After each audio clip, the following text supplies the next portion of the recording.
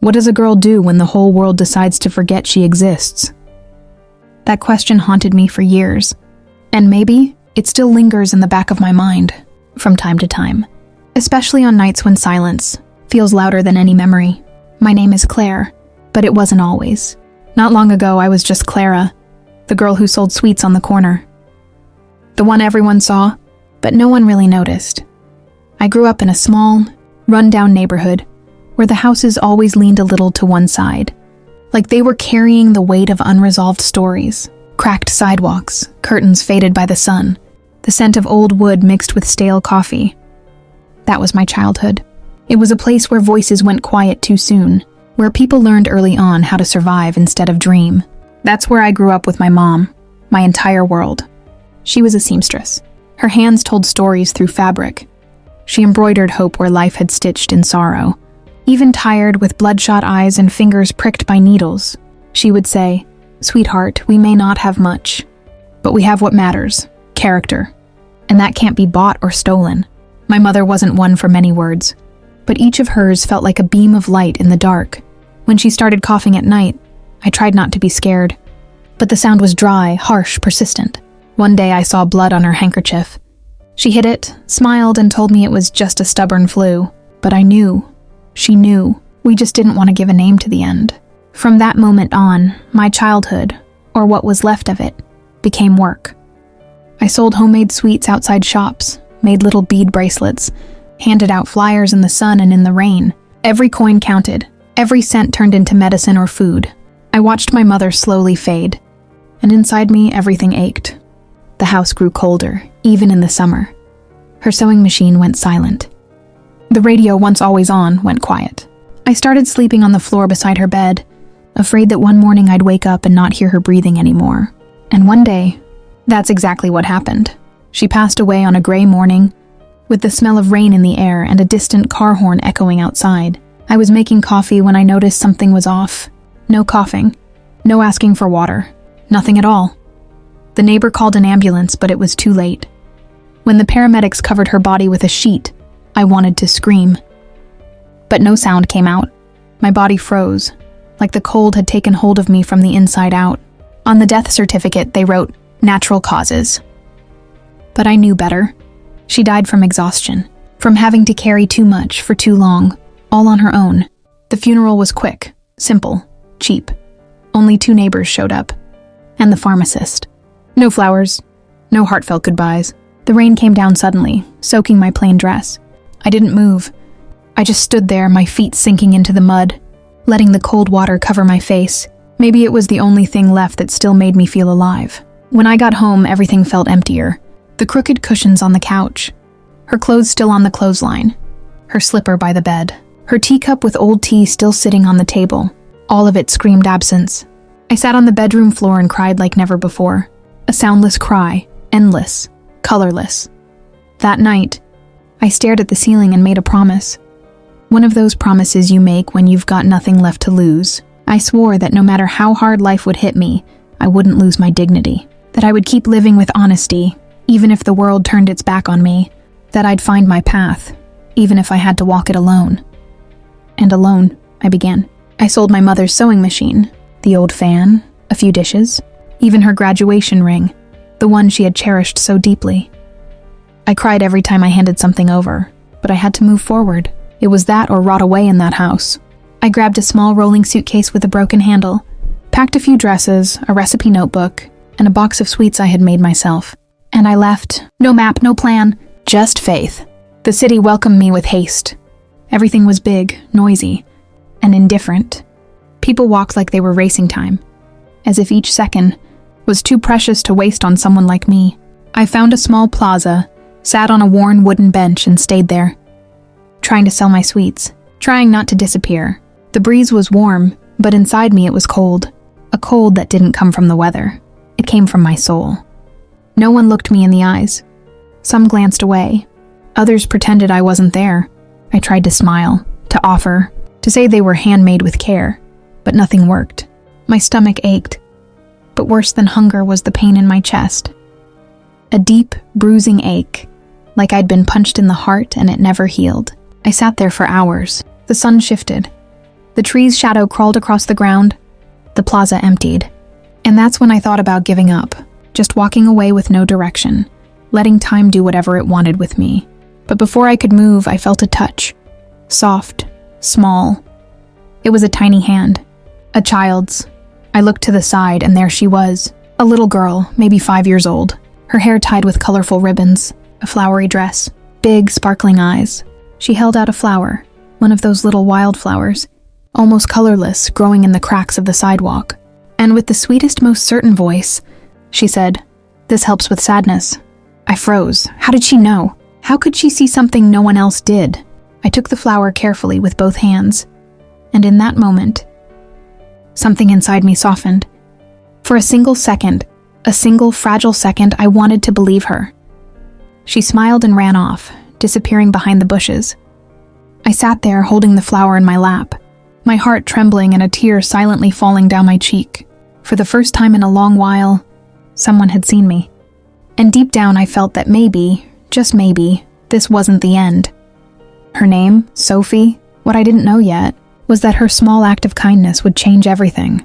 The next day felt just the same heavy sky, same rush on the sidewalks, same hurried footsteps that didn't care who stumbled along the way. But something inside me had changed. I still had the flower with me. Crushed, yes, but intact. I had tucked it inside a folded piece of paper and slipped it into my recipe notebook, like it was a charm, a reminder that somewhere in this world, beauty still existed. I went back to the plaza early, even before the market stalls opened. I sat on the same bench, not because I expected to see that little girl again, but because, I don't know, that place now meant something. It was the first place where I had felt truly seen, the only place where something inside me had warmed up, even if just for a moment. I brought my sweets again, brigadeiros, coconut treats, a few buttery cookies, all handmade with the last ingredients I had left. I placed them in a simple little box tied with a ribbon, and I waited. Time moved slowly. I watched the plaza slowly come alive. Old men sat down to chat. Dogs strolled by with their owners. Children chased after pigeons, but no one stopped. Then, around 10 in the morning, I saw that little flowered dress peeking through the bushes again. It was her, Sophie. This time she wasn't alone. A young woman, probably the nanny, was walking close behind, distracted by her phone. Sophie spotted me and ran toward me as if we had known each other for years. "Are you feeling better?" she asked with the kind of honesty only a child can have. I let out a quiet laugh, and for the first time in what felt like ages, it was real. "I'm trying," I said. She sat next to me on the bench like it was her usual spot. Her eyes landed on my little box. "What's that?"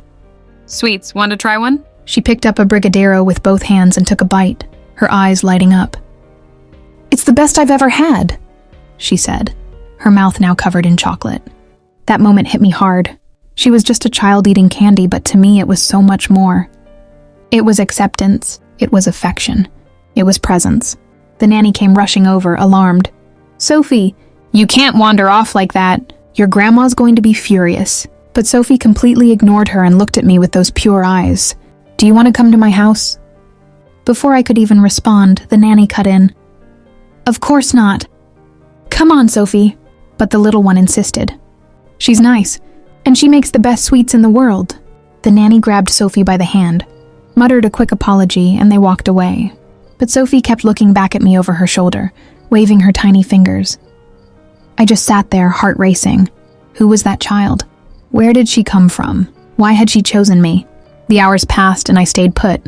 I sold a few sweets, but my mind was lost in that brief moment. That little girl wasn't like other kids. There was something about her, something bigger than her age or the situation.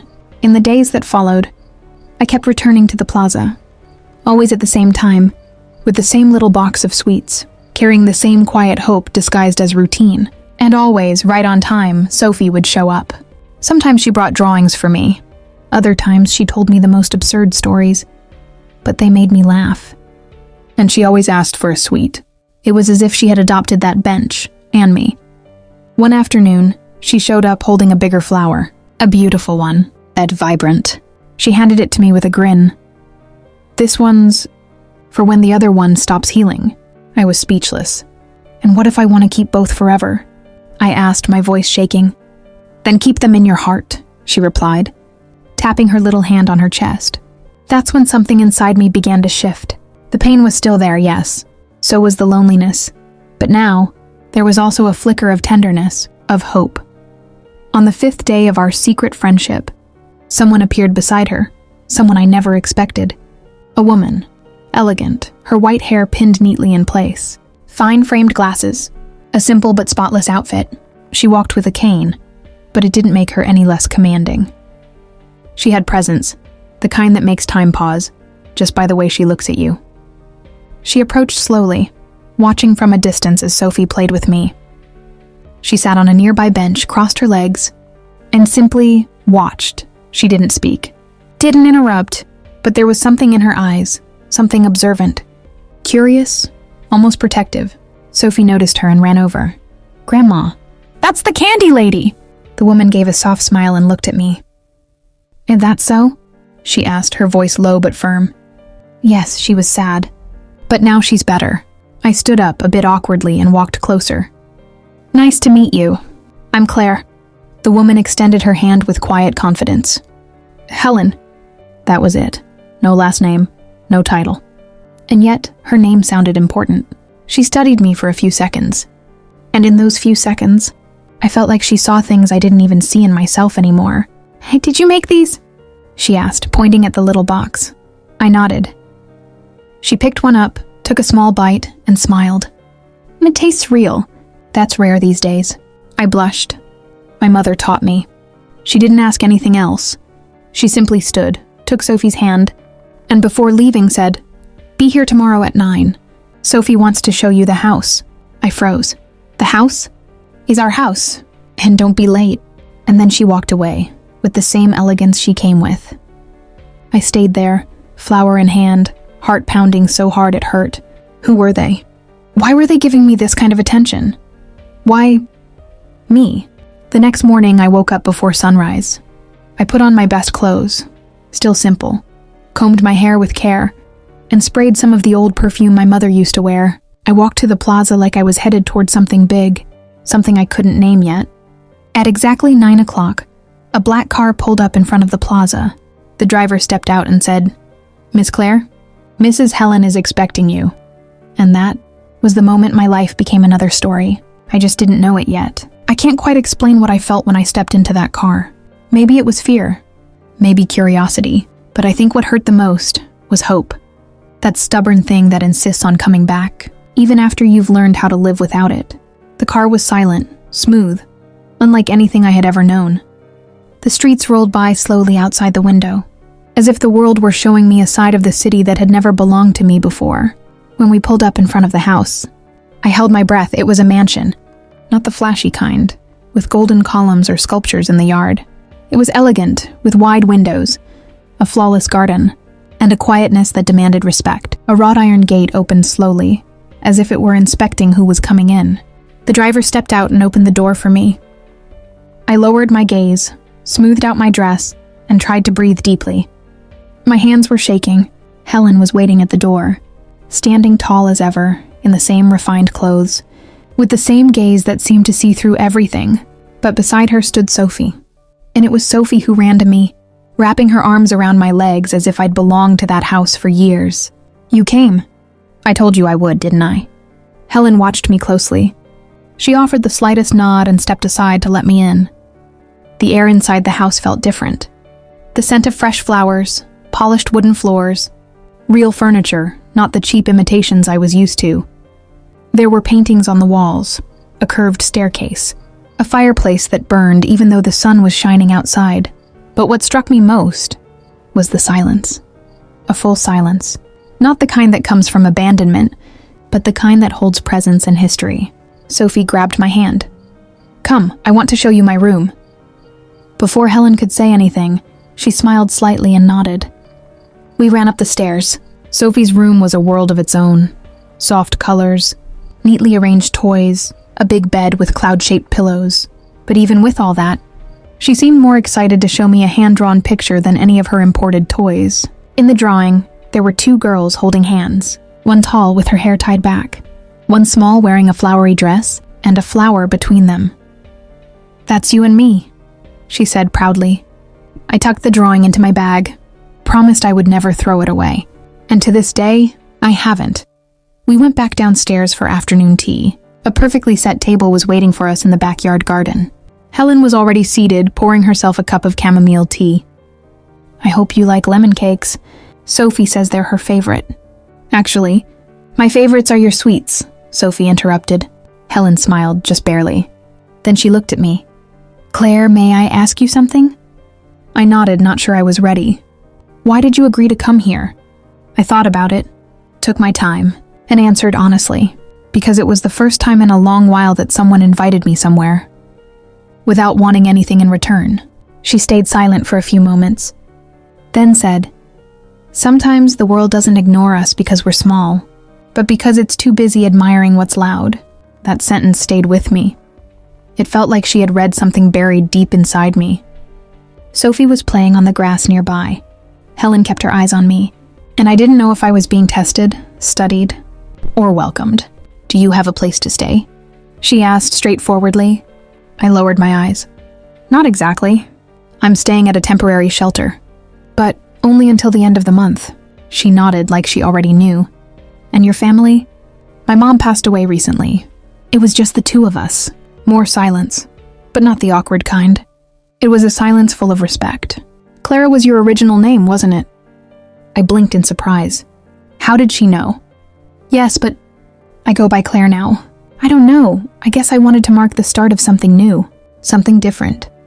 Claire," she repeated like she was tasting the name.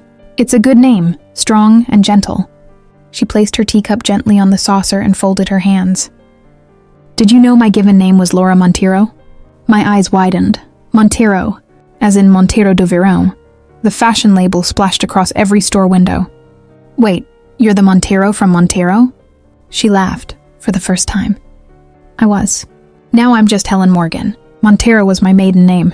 I left the fashion world for many years, but I came back when my granddaughter was born. For her, everything is worth it." My world spun. I was sitting in a garden, drinking tea with one of the most powerful women in American fashion, and she was treating me like someone. "Why are you telling me all this?" I asked. She was quiet for a moment. Then she said, "Because I saw something in you I haven't seen in anyone in a long time. Kindness, truth, dignity. And Sophie. Sophie is never wrong." At that moment, Sophie came running over, sweaty, happy, holding a flower. "This one's for you, Grandma, but only if you let Claire come back tomorrow." Helen smiled and replied, "She'll come back." For longer than she expects? I didn't understand. But something in me knew. That house still had many chapters waiting for me. The next morning, I woke up feeling like something in the air had shifted. It wasn't just the morning breeze or the distant hum of traffic. It was something deeper, like, for the first time in a long while, I actually had a destination. A real reason to get out of bed. I chose my outfit carefully. A simple white blouse, a light blue cotton skirt, and an old cardigan that had seen better days but still smelled like home. I tied my hair up in a loose bun, brushed my shoes clean with an old brush, and tucked a dozen brigadeiros wrapped in foil into my bag. I didn't know what to expect, but I wanted to be ready. And sweet. The same black car appeared in the plaza exactly at 9. The driver recognized me with a slight nod and opened the door. During the ride, my heart beat so loud I could barely hear the radio. I stared out the window, trying to memorize the streets, like I was entering a new world that might soon be mine. When the Morgan gates opened again, I didn't feel like an intruder this time. It was still a world far from mine, yes, but somehow it had started to feel familiar, as if, in some strange way, this story had chosen me too. Helen was waiting at the door, just like the day before, but now, instead of that elegant formality, there was a softness behind her eyes, a warmth disguised as neutrality. "Come in. Sophie's waiting for you." This time I didn't hesitate. I crossed the threshold with a little more confidence, trying to hide the uncertainty still lingering inside me. The hallway smelled of lavender and polished wood.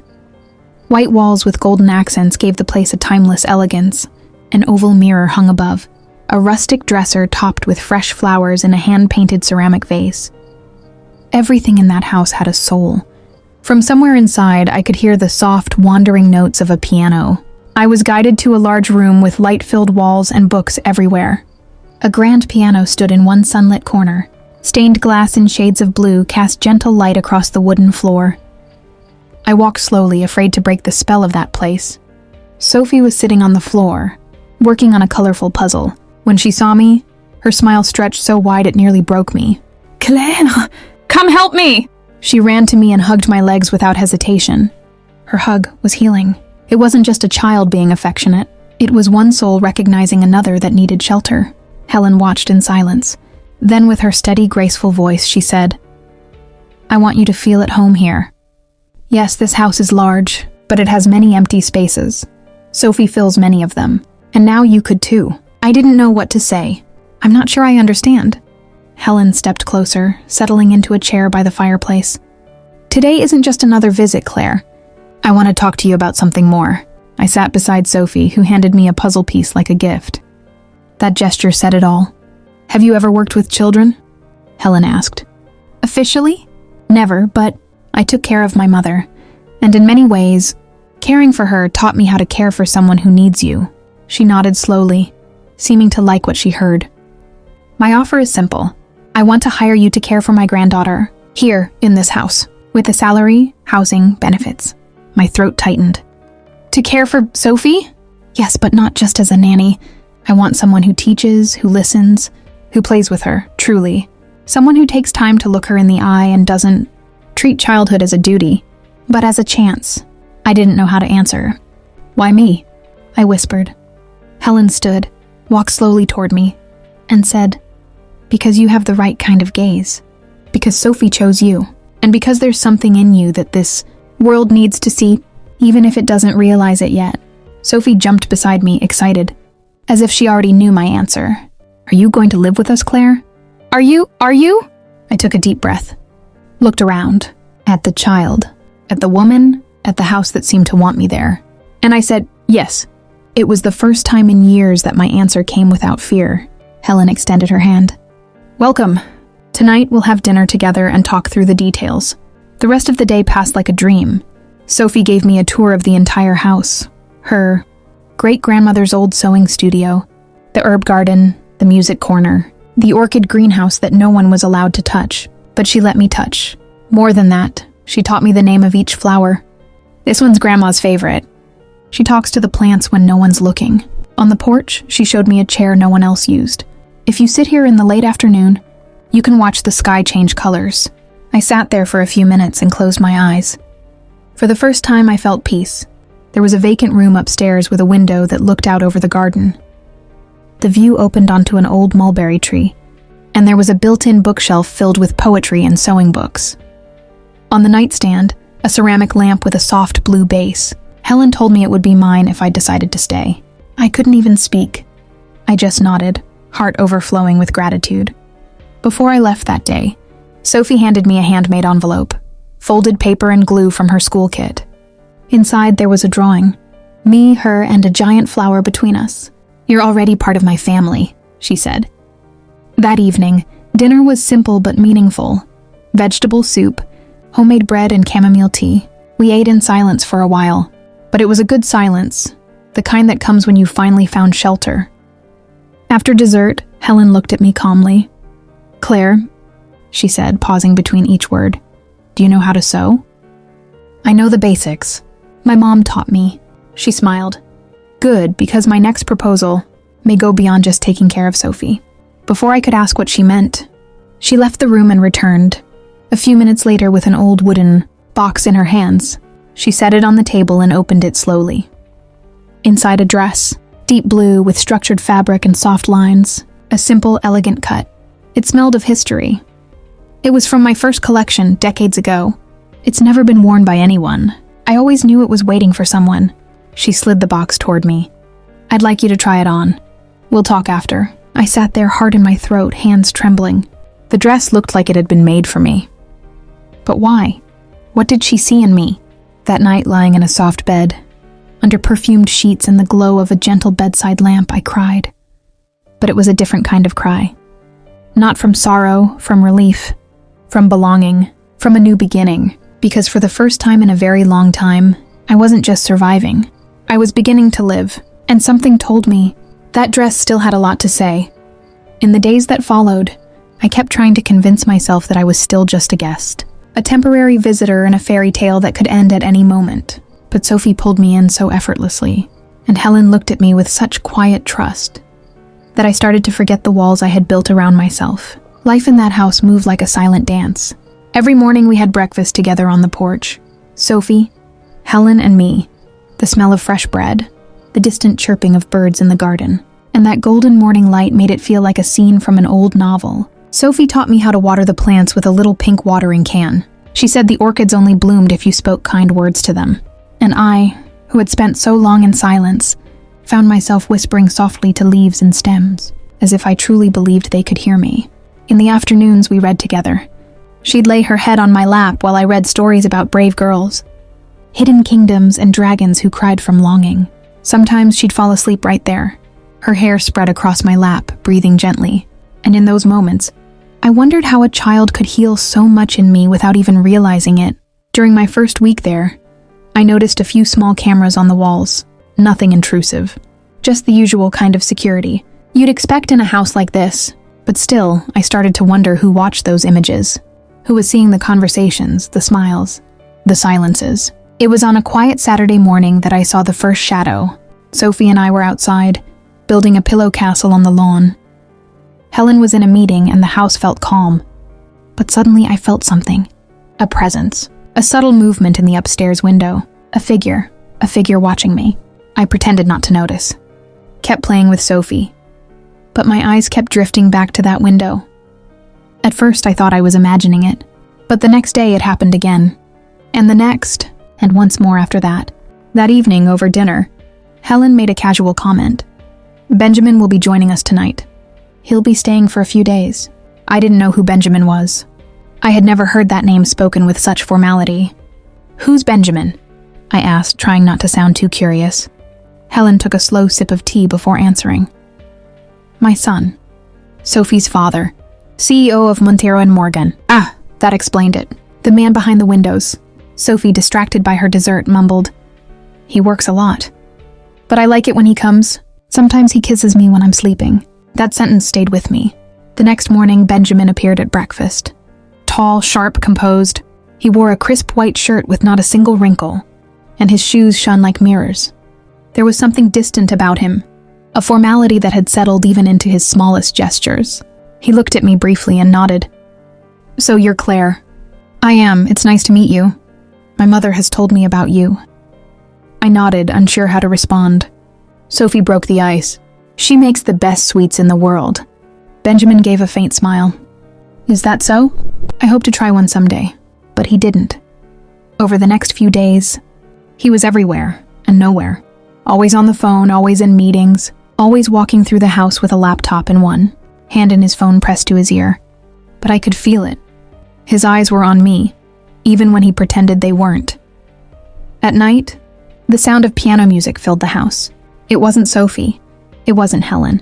It was Benjamin. He played classical pieces with precision and sadness. Sometimes I'd stop on the stairs just to listen, hidden in the shadows. And in those quiet moments, I often felt like he knew I was there. One afternoon, when Sophie begged me to teach her how to make brigadeiros, Benjamin finally stepped closer. The kitchen became a joyful mess of sprinkles, laughter, and sticky spoons. Sophie laughed so hard she fell to the floor, completely covered in chocolate. And I laughed with her, in a way I hadn't in years. Benjamin appeared at the doorway, leaning against the frame, watching silently. It's been a long time since this house sounded like that. He murmured. Like what? I asked, still holding a spoon. Real laughter. He stepped in, took a brigadeiro without asking, and bit into it. You weren't exaggerating, Sophie. This is the best I've ever had. I didn't know what to say. He looked at me seriously. Thank you for taking such good care of her. Honestly, she's the one taking care of me, I replied before I could stop myself. He smiled, a small, almost shy smile. Then he left the kitchen, as if that brief moment of breaking formality was enough for one day. Later that night, I overheard Helen speaking to him in her study. I didn't catch everything, but a few lines made their way to me. She has light, Ben. I still don't understand what you see in her.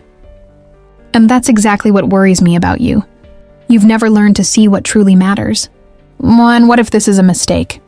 Mistakes don't hide behind flowers and sincere smiles. I went to bed with those words echoing in my mind. In the days that followed, I noticed Helen and Benjamin were playing a silent game. She gently pushed me forward. He kept his distance, but something in him was shifting. His looks lingered longer. His questions softened. And the piano sounded less cold. One evening, as I passed through the living room, I saw something that made me stop. Benjamin was sitting on the couch, tablet in hand. He was watching footage from the security cameras, clips of me and Sophie in the garden, in the kitchen, in the library. He watched in silence, his expression unreadable. That's when I realized I had been seen from the beginning. But for the first time, that didn't scare me, because I had nothing to hide. And maybe, just maybe, it was time the world finally started seeing me too. Sometimes, when everything feels too calm, your heart starts to prepare itself, as if, even without warning, it somehow knows that something is about to change. That morning, the sky was clear and the garden was blooming. Sophie and I were lying on a picnic blanket, one she had picked herself. She was sketching with colored pencils in a notebook Helen had given her. She drew flowers, castles, and me. Always me. You're my safe place. Claire, she said, not even looking up, like someone commenting on the weather. I went silent. I felt a knot forming in my throat. It wasn't the first time Sophie shattered me with just a few words. Do you know what a safe place is? I asked, trying to smile. It's someone who stays, even when others leave. I didn't know what to say, so I simply reached out and held her hand.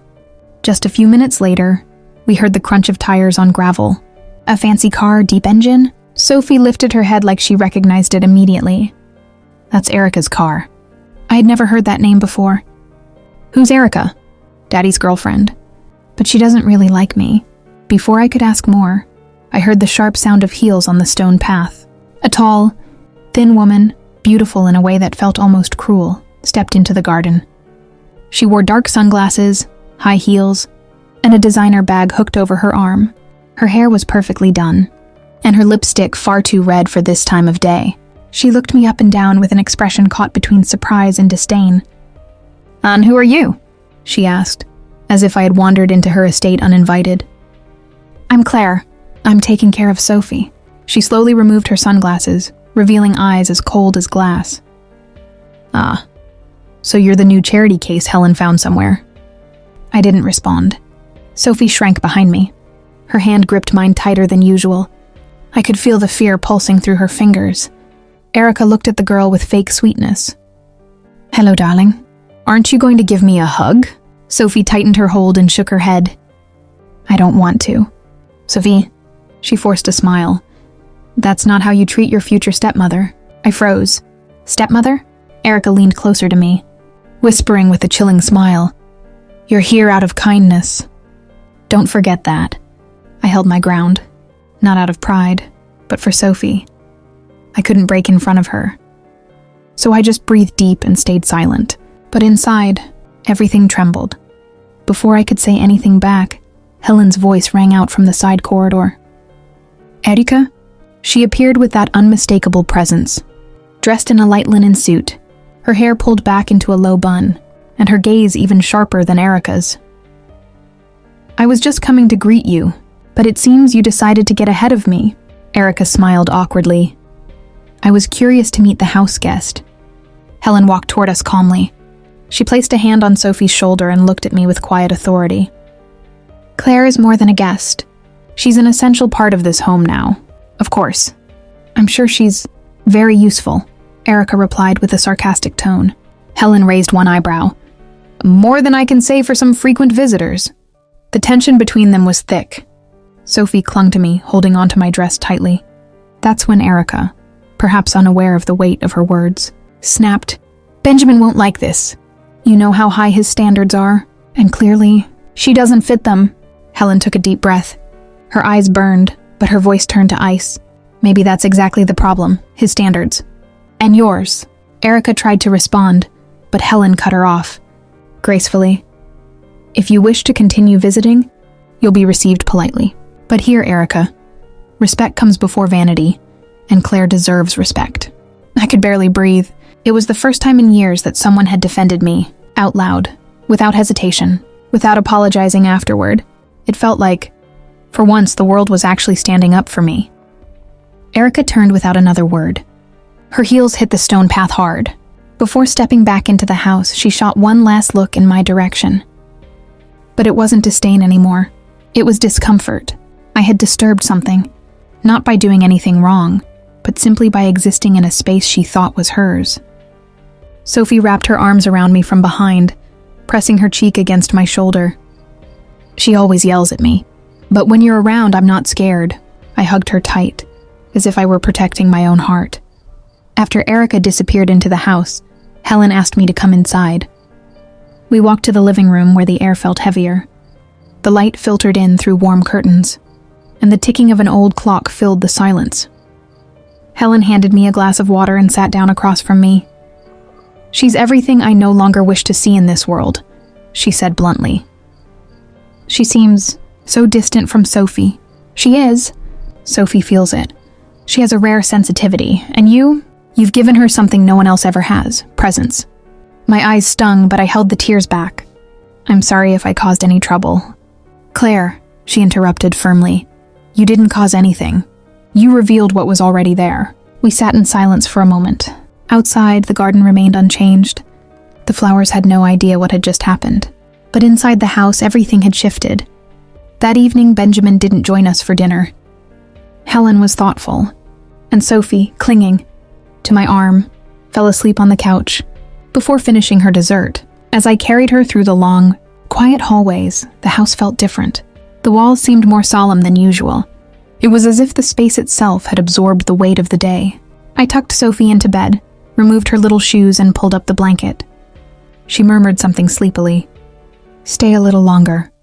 I sat beside her, staying there for a long time, listening to her calm breathing. Outside, the moon peeked between the trees. When I stepped out of her room, Helen was waiting in the hallway. She had a shawl draped over her shoulders and a closed book in her hands. "Is she all right?" "She is," I said. "Stronger than she seems." Helen nodded. "Just like you." She stepped toward me and, for the first time, gently touched my arm. "Don't let yourself be shaken. The world is full of Ericas, but what it needs is more Claires." I couldn't speak. She walked away down the hallway, disappearing into the soft shadows of the house, and I stood there, staring at the place where she'd been. For the first time, I felt that I wasn't just passing through this story anymore. I was part of it, and now I knew there was no turning back.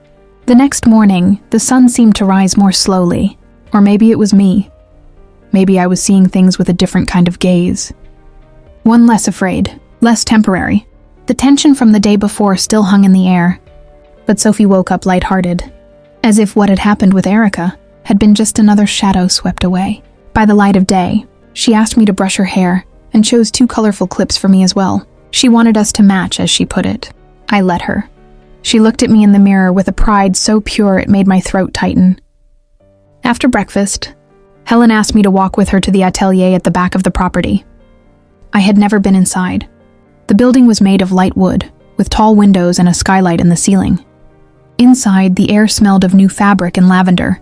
Mannequins were scattered throughout the room, shelves of linen, lace, buttons, and a vintage sewing machine gleaming in the corner. And in the center of it all, a rack of dresses organized by color, soft tones, timeless elegance. Helen moved slowly, as if she were about to say something important. "Do you know what brought me back to the fashion world, Claire?" I shook my head. "Sophie." She stopped in front of an empty mannequin. "After my daughter died, I didn't think I could raise another child. I felt too old, too wounded. But Sophie is like a field blooming after winter. And when I saw you with her, I realized that energy, the one that used to drive me, when I first began, was still there. Just asleep." She turned to me holding something in her hands. It was a dress, navy blue, elegant, with a structured fabric, a high neckline, and a simple graceful cut. It looked like it had come from another era, but still belonged to now. "I want you to try it on. Here? Right here." She drew back a curtain to reveal a small improvised dressing area. As I took off my clothes and slipped into the dress, I felt something I couldn't quite name. It was like the fabric wasn't just touching my skin, but my scars, my silences, my story. When I stepped out, Helen didn't say a word at first. She walked around me, adjusted one strap, smoothed the skirt, fixed the neckline. Then she handed me a handheld mirror. "Look." I hesitated. "Helen, I'm not a model. Don't be. Be you." I looked, and I didn't recognize myself. The woman in the mirror wasn't the girl who once sold sweets in the plaza, or the invisible girl from the poor neighborhood. She was someone new, and yet undeniably me, with my mother's eyes, the hands of someone who had cared for another alone, and the dignity I had clung to, even on the hardest days. "That dress was made for you, Claire," Helen said softly. "And I don't mean the size." I was speechless. A wave of emotion rose in my throat, but I swallowed it. Helen walked over to a nearby table, picked up a folder, and showed me some photos. "This is the new Montero collection. And this," she pointed to a blank profile, "is the open spot for the face of the campaign." I stared at her, confused. "You want me to model?" "No, I want you to represent. I want you to be what the world hasn't yet learned how to admire. I want you to be the woman who makes the ordinary extraordinary." I shook my head, stunned. "But I don't know how to walk a runway. I've never been photographed. I'm just me." Helen smiled. "Exactly. That's why you're perfect." There was a pause. "I don't need the world to see you face first, not yet. I want your image to be subtle, mysterious. I want people to feel your presence before they recognize your face. I want them to fall in love with your essence, not your aesthetics." She let out a quiet breath. "I'm tired of polished perfection. I want truth. And your truth, Claire, has the power to open eyes." I sat down on a wooden chair, still wearing the dress, heart pounding. "Are you sure about this?" "More sure than I've ever been." I took a deep breath, and I said yes, not because I felt ready, but because for the first time, I felt like I could become ready. Helen called her trusted seamstress, a photographer, and a makeup artist. All that same day, the photos were taken in the garden among the flowers, using only natural light and soft fabrics. I didn't smile. I didn't pose. I simply was, and somehow that was enough. In the days that followed, I saw my image on the studio monitors, but not my face. Just fragments, hands holding flowers, silhouettes in golden light, the outline of who I was, without revealing me. And yet, it carried weight. Sophie saw one of the pictures and said, "That's you. But you can't even see my face. But I can see your heart." Benjamin said nothing those first few days, but I noticed he watched from a distance, listened to conversations, looked at the images on his tablet with a different kind of attention, like he was starting to see me beyond the role I filled in the house. On the last night of that week, Helen hosted a casual dinner in the garden. Paper lanterns lit the trees. There was soft instrumental music, homemade food, and just a few guests. I wore one of the new collection's dresses, simple, flowing, nothing flashy. Benjamin approached me with a glass in his hand. "Sophie is enchanted by you. She's the one who enchants me. My mother, she rarely trusts anyone like this. But with you, it was immediate." I nodded, unsure how to respond. He took a step closer. "You've changed the air in this house, Claire. Before you, everything here was beautiful, but empty." I didn't say a word. But that night, when I returned to my room, I laid the dress gently over the chair, looked at myself in the mirror, and whispered, "Maybe I was meant to bloom, even if no one had noticed before." And just like that, my life began to change. Not because of fame, but because someone finally believed in my worth. And now, the whole world would begin to see it too. The first time I saw my own reflection printed on a storefront window, it happened by accident. Sophie, Helen, and I were downtown for a quiet afternoon stroll. We were walking past a department store when Sophie pointed at a massive glass display and shouted, "That's you!" I stopped, confused. There it was, the navy blue dress with the high collar, the same one from the photo shoot. The image was soft, shadowed, and discreet. The face wasn't fully visible, but there was no doubt.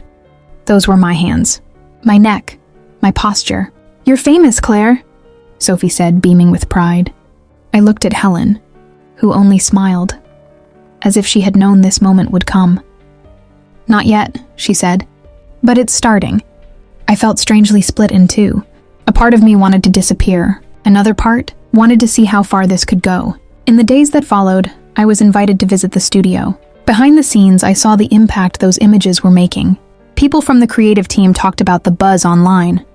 They kept asking who the Montero summer muse was, the elegant woman, undefined and faceless, who somehow seemed to carry a story in her stance. Even when you couldn't see her eyes. "This model has an old soul," one stylist said, studying the photos. "There's something in her that's real." Finally, I stood there frozen, as if they were talking about someone else. Helen pulled me aside and handed me a folder with campaign stats and press notes. "It's going beyond what we imagined. People are fascinated. They keep asking who you are. But it's not time yet." "Time for what?" "To show your face. Your name, your story." "Are you sure?" She nodded gently. "Mystery has power, Claire. It forces people to look beyond the obvious. You've become a loud absence. A presence that's challenging the fashion world to rethink what beauty really is." Her words landed deep inside me. Over the next few days, offers came pouring in, invitations to events, photo shoots, talk shows. But Helen turned them all down. We're letting time work in your favor. You won't be exploited, Claire. You'll be revealed. When you're ready." Still, the buzz kept growing. Articles popped up on fashion blogs. Industry profiles wrote about the woman who carried a past in her posture, the model who spoke through her silhouette. None of the photos revealed my face. And somehow, that made everything more captivating. At dinner one night, Benjamin spoke up for the first time about it. "We're witnessing something new, and it scares me, because it's too real," Helen just answered. "That's exactly why it works." I watched everything unfold from a distance, still torn between the girl from the plaza and the woman in the store window. Sometimes I'd stare at my own reflection, trying to see both in the same image. It felt strange being admired for something I never pursued. Stranger still was realizing I was starting to enjoy it. But despite the attention, my routine with Sophie remained unchanged. She still asked me to play in the garden. She still curled up on my lap to hear stories. She still called me my home. And that was what kept me grounded.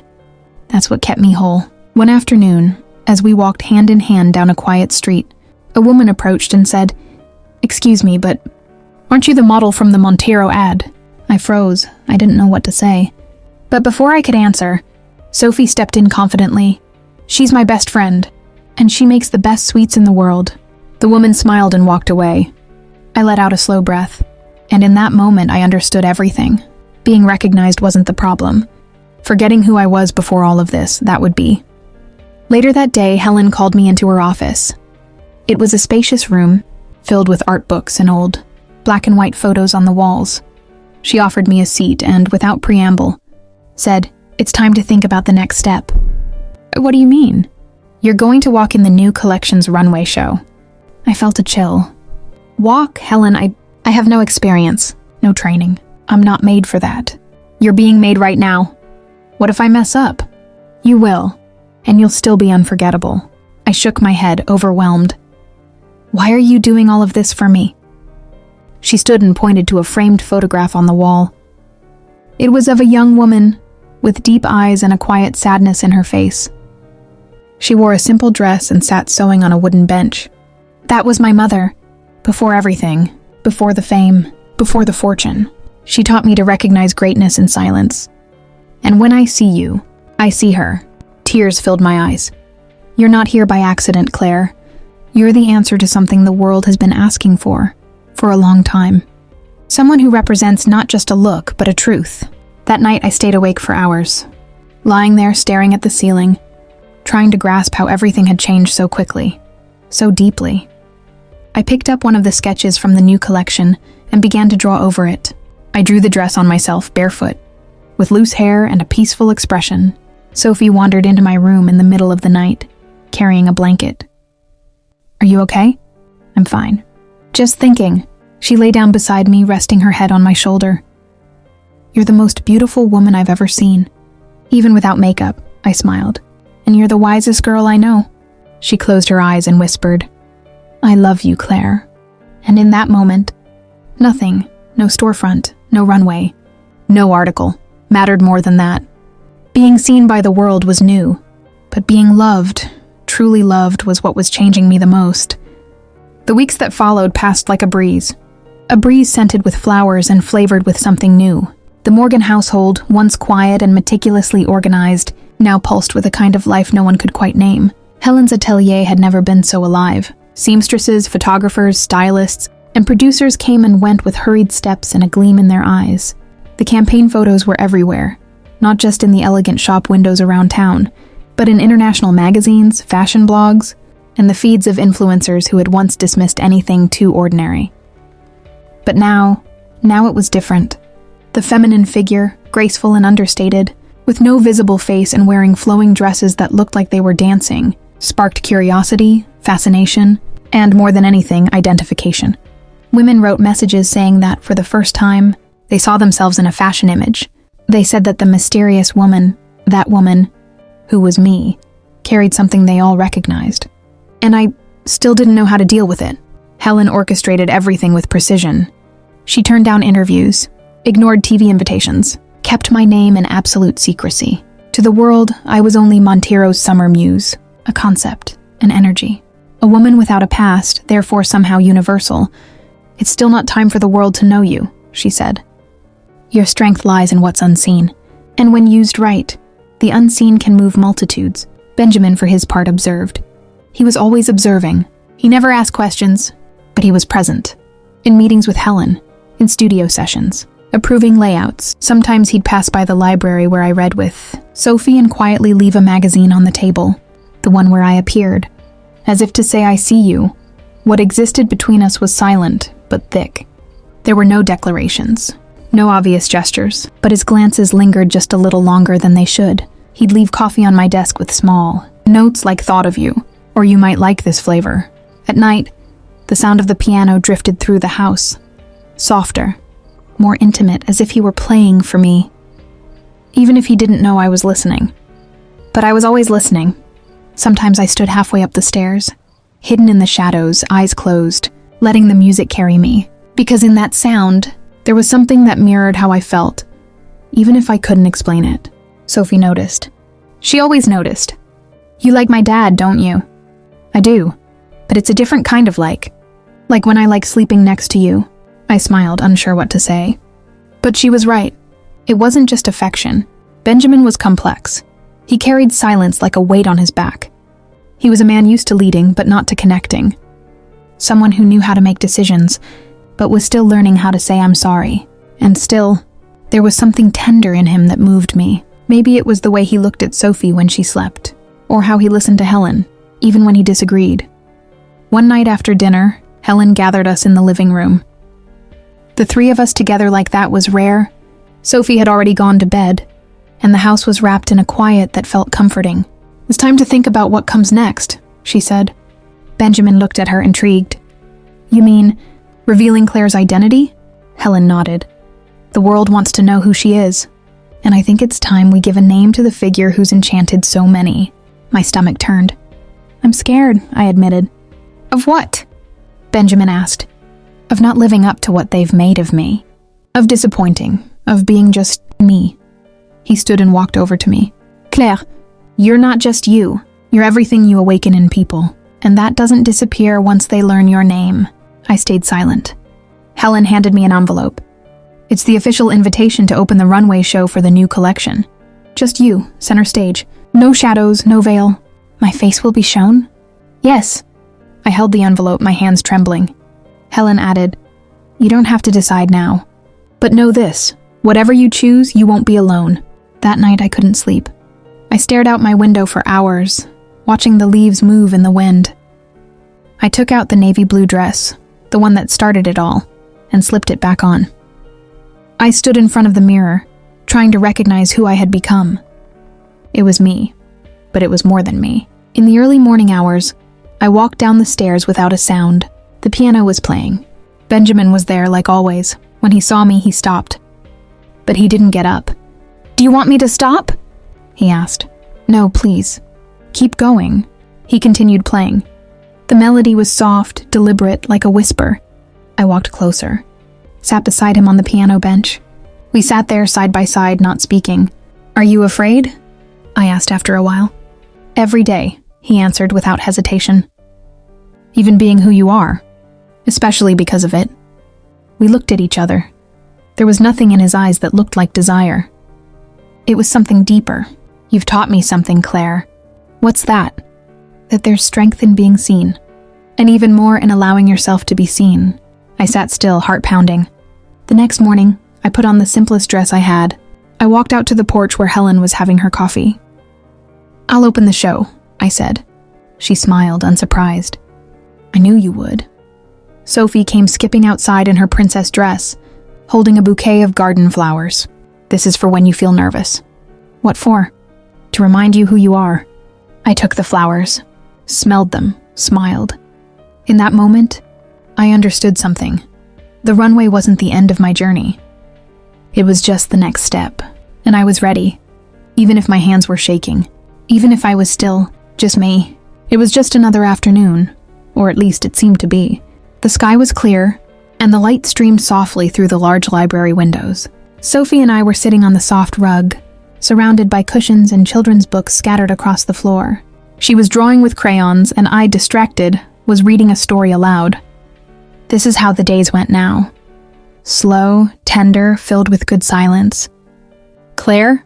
she called, without lifting her eyes from the paper. "Yes, sweetheart? Were you ever a sad child?" I paused for a second before answering. I was, sometimes, but I had some good moments too. She kept coloring the sky on her page. "But now you're happy, right? Because we found each other." I smiled and my heart tightened in a sweet way. "Yes, now I'm very happy." "Okay." And she kept drawing, as if that was all that mattered. Later that day, Helen was organizing a meeting with the creative team for the new collection. Benjamin had left early for a conference, and Erica, always unwelcome, yet still present because of past ties, had been invited by Helen for a final conversation. Something was changing, and everyone could feel it. Someone just had to say it out loud. Around 4 p.m., Helen called us to have tea in the living room. I knew Erica would be there, and for a moment I hesitated. Sophie, however, grabbed my hand. "Come on, Mommy, come with me!" The world stopped. Time stopped. Her words echoed like thunder in a clear sky. I froze, not knowing what to say. Helen looked at me with teary eyes. And Erica, on the other side of the room, stood up, her face burning. "What?" she exploded. "What did that child just say?" Sophie hid behind me, clutching my legs. "You heard her right, Erica," Helen said, her calm cutting through the tension. Sophie spoke from the heart. And here her heart will always come first. "This woman is not my daughter's mother," Erica yelled, pointing at me. "She's a servant, a stranger, an imposter!" I didn't defend myself. I didn't need to. Sophie, with tears in her eyes, whispered, "She's my real mom. Because she takes care of me, listens to me, and never lets me be scared." It was as if each word from the little girl made the ground shake. Benjamin entered the room at that exact moment, still with his coat on. He stopped in the middle of the room and looked around, confused by the tension in the air. "What's going on here?" Erica rushed to him, dramatic and indignant. "Your daughter is being manipulated by this woman. She's calling Claire Mom, and no one is doing anything about it." Benjamin didn't say anything right away. He just looked at Sophie, who was still holding my hand, partially hiding behind my leg. Then he looked at me. Our eyes met, and I knew, he already knew. With calm steps, he walked towards us. He knelt in front of Sophie, placing his hand on her little face. "You called Claire Mom, didn't you?" Sophie nodded, her wide eyes filled with fear that she'd done something wrong. Benjamin smiled. "Then I think you're right." Erica's eyes widened. "Are you crazy? You're going to let this happen just like that, out of nowhere?" Benjamin stood up slowly. "It's not about letting it happen or not. It's about seeing it. Claire has been here for every moment you didn't want to be. She didn't just take care of our daughter. She made our daughter feel loved. That's more than a title. That's motherhood." Helen, standing in the background, murmured as if sealing a destiny. "The true mother is the one who stays, who welcomes, who listens, and who loves with truth." Erica had no reply. She just left. For the last time, Sophie, still clinging to me, looked at Benjamin with a shy smile. "She's not coming back, is she?" Benjamin shook his head, calm. "No, now we're going to live in peace." That night was quiet, but not sad. Helen arranged a dinner for just the 4 of us. Her, Benjamin, Sophie, and me. a symbolic gesture, a way of saying, now we are a family. During the meal, Helen raised her glass and said, sometimes what life destroys, love rebuilds. Claire, you didn't come into this house as a guest. You came as the answer. My eyes filled with tears. Benjamin held my hand under the table. Sophie was laughing, happily placing flowers in my hair, saying, Mommy's a princess now. I don't know if it was the food, the soft wine, or the feeling of belonging. But that was the most peaceful night of my life. Later, alone on the porch, Benjamin spoke. I never imagined all this. That such a small gesture, you sitting in a square, would change our lives. Sometimes it's the world that ignores us. But God never. He approached slowly, wrapped me in a long, silent hug, and whispered in my ear, you're the strongest woman I've ever known. And you're the man who learned to see. Is it too late to say I love you? It's never too late when love came early. He kissed me. A simple kiss, no rush, no scene, but with truth. There, between the sound of the cicadas and the soft night breeze, I understood what it means to be chosen. Not for appearance, not for social status, but for commitment, for presence, for love. The next morning, Helen called Benjamin and me for a private meeting. She led us into her office where a contract lay on the table. I want to make Claire Sophie's legal guardian, in case anything happens to me or you, Helen said, looking at her son. And I want her to have a voice in all decisions of the Morgan family. I looked at her, surprised. But that's too much. No, it's fair. Benjamin smiled, nodding. I want that too. I signed it, with trembling hands, but a firm heart. And at that moment, I became officially part of something bigger, part of a story I once thought I'd never have. And the most beautiful part, it was Sophie with her little hands covered in paint, who hugged me at the end of the day and whispered softly, thank you for being my mommy. The morning of our wedding began with the smell of lavender and fresh bread baking in the kitchen. Helen had woken up early to personally prepare breakfast. She said she wanted everything to taste like home, and it did. Sophie was bouncing with joy around the house in a twirly white dress, flowers in her hair. She kept saying she was getting married too, because now we were all going to be a real family. Every 5 minutes, she would stop someone from the staff to show off the bouquet she had picked with Helen in the garden, daisies, rosemary, basil, because love needs to have scent and flavor, she said. The dress I wore wasn't designed by a famous stylist or embroidered by unknown hands. Helen had sewn it herself, quietly, for weeks, every detail. When she gave it to me, she said only, you taught me that beauty doesn't need to shout. It just needs to be true. The fabric was light, almost translucent, with details that looked like windblown leaves. It was more than a dress. It was a hug. Benjamin spent the morning locked in his office, but he sent me a note through Sophie's little hands. Today, in front of everyone, I'll choose you. But I already chose you in silence, in surprise, and in every gesture of yours that healed both me and our daughter. I cried quietly as I read it. The ceremony was set in the same garden where, months earlier, I had walked the runway, but this time there were no spotlights. Only friends, loved ones, and soft music that seemed to come from the sky. Helen walked me down the aisle. Sophie came ahead, scattering petals, beaming with pride. And Benjamin? Oh, Benjamin. He was waiting for me with misty eyes and a quiet smile, like someone who had been holding the whole world in his chest and could finally breathe. You look beautiful, he whispered when I reached him. You're my home, I whispered back. There weren't many words, but our eyes said everything. Helen led the ceremony with the calm only a whole heart can hold. She spoke of love as rebuilding, of family as a choice, of belonging as a form of healing. Today, Claire, you are no longer just the woman who arrived. You become the one who will remain. In every story, every gesture, every new flower Sophie plants, we exchange simple vows. I promise to see you on the good days and the bad ones, Benjamin said. I promise to never forget what I've learned from you, that beauty lives in care.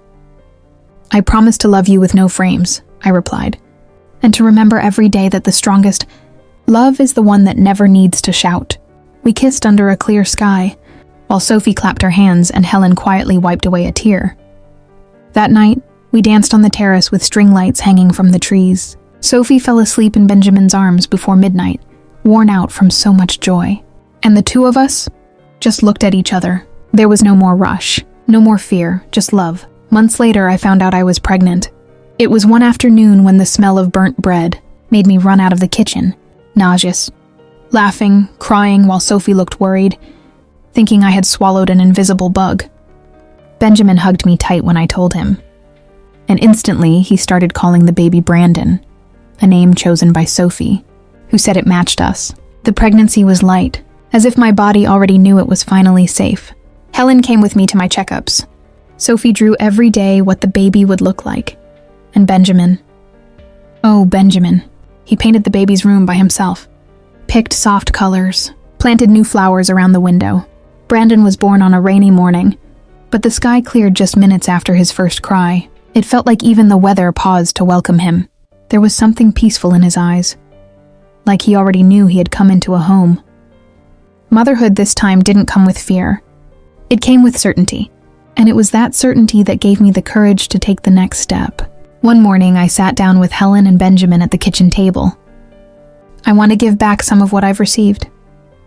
They both looked at me, listening closely. I want to open a school in one of the communities we've been supporting through donations. Not just for fashion, for care. I want to teach children and women that they too belong. Helen smiled, her eyes brimming.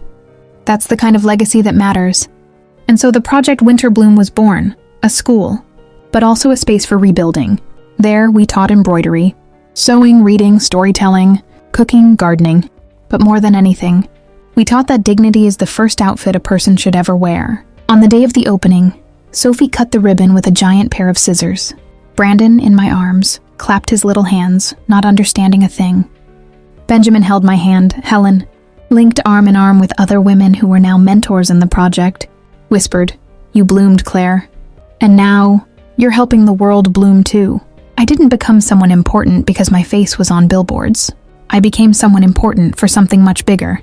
Because, slowly, other women began to see themselves in me, the ones who had been invisible, the ones who had been silenced, the ones who just wanted a place to be and to exist. Years passed. Today, I look at my life like someone reading a beautiful book, with chapters of pain, yes, but with an ending that makes every tear-stained page worth turning. Benjamin and I still dance in the garden sometimes, even without music. Sophie grew up, became an artist, and says she learned to draw from the stories I told her on the porch. Brandon inherited his father's piano and the gift of creating silence that sounds like peace. And me, I'm Claire Morgan. But before that, I was just Claire. And before even that, I was Clara, the one who believed that even in the dark, flowers can bloom. If this story touched your heart, then take a deep breath. Close your eyes for a moment, and remember someone who once truly saw you, even when you felt like you didn't matter. Or maybe someone you yourself overlooked without meaning to. Life is made of unlikely encounters, of seconds that change everything, of flowers handed to us by tiny hands, that heal wounds we didn't know were still open. Claire shows us that it doesn't matter where we came from, what we've lost, or how much of us the world tried to erase. There's always a moment when we're invited to bloom. And you? Will you wait for the world to notice you? Or will you start seeing yourself today? If this story moved something inside you, share it. Someone out there might be needing exactly this kind of hope right now. Subscribe to the channel for more stories like this. Real, emotional journeys that remind us of what truly matters. Because here, every story is a chance to begin again. And you're part of it. See you next time.